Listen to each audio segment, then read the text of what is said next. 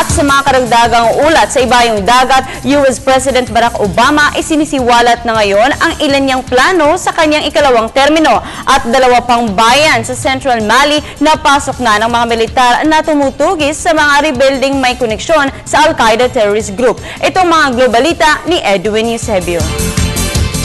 Inilahad na ng mas kumpiyansang si US President Barack Obama ang kanyang mga plano kasunod dito ng panunumpa sa kanyang ikalawang termino bilang Pangulo ng pinakamakapangyarihang Amerika. Ilan sa mga nais ipatupad ni Obama ang pagbasura sa kultura ng paninisi ng mga partido, ang reforma sa batas ng imigrasyon, karapatan ng mga grupong kabilang sa tinaguriang third sex at paglaban sa climate change. Sa kabila ng mga magandang pangakong ito ni Obama sa kanyang ikalawang termino, mahaharap pa rin siya sa ilang problema tulad ng budget, gun control at immigration.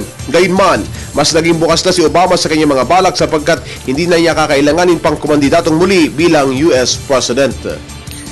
Napasok na ng French at Malian Armed Forces ang dalawang mga bayan ng Diabali at Duanza sa Central Mali. Ito'y matapos tumakas iniuugnay sa Al-Qaeda. Tinakasan ng mga rebelde ang inilusad na airstrike laban sa kanila.